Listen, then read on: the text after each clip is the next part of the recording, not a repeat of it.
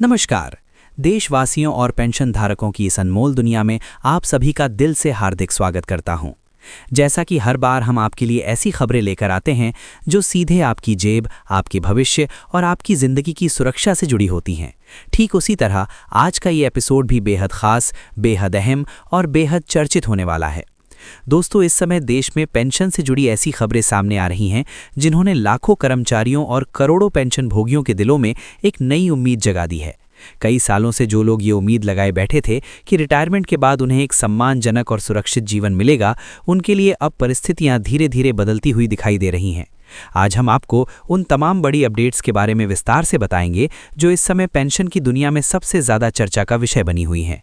ये खबरें सिर्फ एक अफवाह नहीं, बल्कि ऐसी संभावनाएं हैं जिनके बारे में कर्मचारी संगठन, पेंशनर संगठन और सरकार के बीच लगातार चर्चा चल रही है। इसलिए आज का ये पूरा वीडियो और ये पूरी जानकारी ध्यान से सुनिए, क्योंकि ये आपके भविष्य से जुड़ी सबसे महत्वपूर्ण जानकारी हो सकती है। दोस्तों, सबसे पहले बात करते हैं उस खबर की जिसने इस समय पूरे देश में हलचल मचा रखी है, और वो है कर्मचारियों और पेंशन धारकों की न्यूनतम पेंशन में संभावित बढ़ोतरी। आप सभी जानते हैं कि ईपीएस यानी कर्मचारी पेंशन योजना के तहत फिलहाल न्यूनतम पेंशन सिर्फ 1000 रुपये प्रति माह तय की गई है। ये फैसला कई साल पहले लिया गया था और उस समय भी इसे बहुत कम बताया गया था, लेकिन आज के दौर में जब महंगाई लगातार बढ़ रही है, रोज़मर्रा की ज़रूरतों के सामान के दाम आसमान छू रहे हैं, दवाइयों की कीमतें बढ़ चुकी हैं और जीवन यापन का खर्च कई गुना बढ़ गया है, ऐसे में 1000 रुपये की पेंशन किसी भी पेंशन भोगी के लिए पर्याप्त नहीं मानी जा सकती। यही कारण है कि पिछले कई वर्षों से पेंशनर संगठन लगातार ये मांग कर रहे हैं कि न्यूनतम पेंशन को कम से कम 7500 रुपये प्रति माह किया जाए, ताकि बुजुर्ग पेंशन भोगियों को एक सम्मानजनक जीवन जीने में थोड़ी राहत मिल सके। इस मांग को लेकर देश भर में कई बार आंदोलन हुए, ज्ञापन दिए गए और सरकार के सामने इस मुद्दे को गंभीरता से उठाया गया। अब खबरें सामने आ रही हैं कि इस मुद्दे पर सरकार और संबंधित विभागों के बीच गंभीर चर्चा चल रही है और संभावना जताई जा रही है कि आने वाले समय में न्यूनतम पेंशन में बढ़ोतरी का फैसला लिया जा सकता है। अगर ये फैसला लागू होता है तो इसका सीधा फायदा उन लाखों कर्मचारियों और पेंशन भोगियों को मिलेगा जो कर्मचारी पेंशन योजना के अंतर्गत आते हैं, खासकर वे कर्मचारी जिन्होंने अपनी पूरी जिंदगी निजी क्षेत्र या संगठित क्षेत्र में काम करते हुए गुजारी और रिटायरमेंट के बाद सिर्फ इस पेंशन पर निर्भर हैं। उनके लिए ये बढ़ोतरी किसी वरदान से कम नहीं होगी, क्योंकि इससे उनकी मासिक आय में एक बड़ा इजाफा होगा और वे अपने रोजमर्रा के खर्चों को बेहतर तरीके से संभाल सकेंगे। कई विशेषज्ञों का मानना है कि अगर न्यूनतम पेंशन को 7500 रुपये तक बढ़ा दिया जाता है तो इससे बुजुर्ग पेंशन भोगियों के जीवन स्तर में काफी सुधार देखने को मिल सकता है। हालांकि अंतिम फैसला सरकार की आधिकारिक घोषणा पर ही निर्भर करेगा, लेकिन जिस तरह से इस विषय पर चर्चा तेज हुई है, उससे ये उम्मीद जरूर बढ़ गई है कि आने वाले समय में पेंशन भोगियों को राहत मिल सकती है। अब बात करते हैं दूसरी बड़ी और बेहद महत्वपूर्ण खबर की, जो उच्च पेंशन विकल्प से जुड़ी हुई है। पिछले कुछ समय से यह मुद्दा भी काफी चर्चा में रहा है कि जिन कर्मचारियों ने पहले उच्च पेंशन का विकल्प चुना था, उन्हें किस प्रकार लाभ मिलेगा और उनकी पेंशन की गणना किस आधार पर की जाएगी। दरअसल कर्मचारी पेंशन योजना के तहत पहले वे कर्मचारी जो अपनी वास्तविक सैलरी के आधार पर अधिक योगदान करना चाहते थे, उन्हें उच्च पेंशन का विकल्प दिया गया था, लेकिन बाद में कुछ नियमों में बदलाव होने के कारण कई कर्मचारियों को इस सुविधा का पूरा लाभ नहीं मिल पाया। इस मुद्दे को लेकर लंबे समय तक कानूनी लड़ाई भी चली और अंततः उच्च न्यायालय और सर्वोच्च न्यायालय के फैसलों के बाद इस विषय पर नई दिशा तय हुई। अब कर्मचारी भविष्य निधि संगठन ने इस दिशा में कई कदम उठाए हैं और उन कर्मचारियों के लिए फिर से विकल्प खोलने की प्रक्रिया शुरू की है जिन्होंने पहले उच्च पेंशन का विकल्प चुना था। इसका मतलब ये है कि अब वे कर्मचारी जिनकी सैलरी अधिक थी और जिन्होंने अपनी वास्तविक आय के आधार पर पेंशन फंड में अधिक योगदान दिया था, उन्हें रिटायरमेंट के बाद ज़्यादा पेंशन मिलने की संभावना बन सकती है। ये कदम उन लाखों कर्मचारियों के लिए राहत की खबर है जो कई सालों से इस फैसले का इंतजार कर रहे थे। उच्च पेंशन विकल्प के तहत पेंशन की गणना कर्मचारी की वास्तविक सैलरी और उसके सेवा काल के आधार पर की जाती है, जिससे पेंशन की राशि काफ़ी अधिक हो सकती है। यही कारण है कि इस विकल्प को फिर से सक्रिय करने की चर्चा ने कर्मचारियों और पेंशन भोगियों के बीच एक नई उम्मीद पैदा कर दी है। दोस्तों, अब थोड़ा पेंशन के गणित को भी समझ लेते हैं ताकि आपको ये स्पष्ट हो सके कि पेंशन की गणना किस तरह से की जाती है। सामान्य तौर पर कर्मचारी पेंशन योजना के तहत पेंशन की गणना एक निश्चित फॉर्मूले के आधार पर की जाती है। इसमें कर्मचारी का पेंशन योग्य वेतन और उसकी कुल पेंशन योग्य सेवा को ध्यान में रखा जाता है। पेंशन योग्य वेतन आमतौर पर कर्मचारी की नौकरी के अंतिम समय में मिलने वाली औसत सैलरी के आधार पर तय किया जाता है और पेंशन योग्य सेवा का मतलब है कि कर्मचारी ने कुल कितने वर्षों तक सेवा की है। इस पूरी गणना के आधार पर जो राशि निकलती है वही कर्मचारी को मासिक पेंशन के रूप में दी जाती है।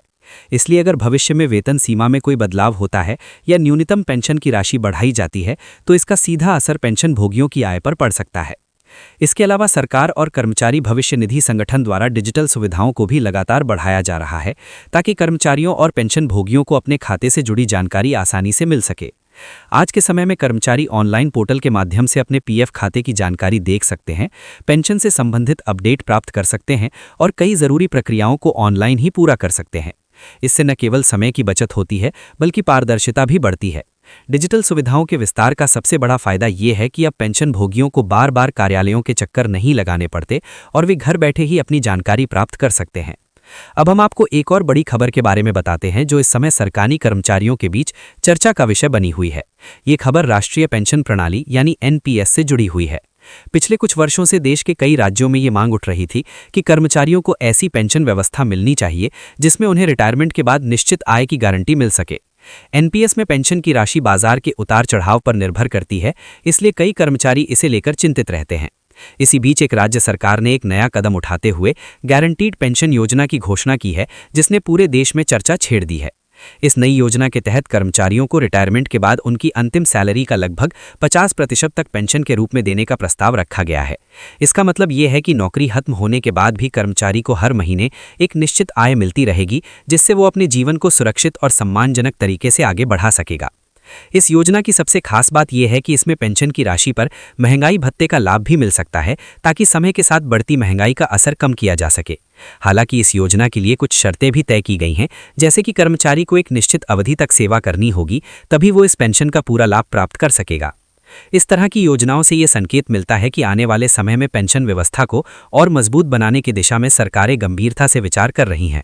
कर्मचारियों के लिए एक सकारात्मक संकेत है क्योंकि इससे ये उम्मीद बढ़ती है कि भविष्य में उन्हें अधिक सुरक्षित और स्थिर पेंशन व्यवस्था मिल सकती है। कई विशेषज्ञों का मानना है कि अगर इस तरह की योजनाएं सफल होती हैं तो अन्य राज्य सरकारें और शायद केंद्र सरकार भी इस दिशा में कदम उठा सकती है। दोस्तों, कुल मिलाकर अगर हम इन सभी खबरों को एक साथ देखें तो ये साफ दिखाई देता है कि पेंशन व्यवस्था को बेहतर बनाने की दिशा में कई महत्वपूर्ण चर्चाएं और प्रयास चल रहे हैं। न्यूनतम पेंशन बढ़ाने की मांग, उच्च पेंशन विकल्प को लेकर हो रहे बदलाव, डिजिटल सेवाओं का विस्तार और गारंटीड पेंशन जैसी योजनाओं की चर्चा, ये सब इस बात का संकेत है कि आने वाले समय में पेंशन भोगियों को कुछ सकारात्मक बदलाव देखने को मिल सकते हैं।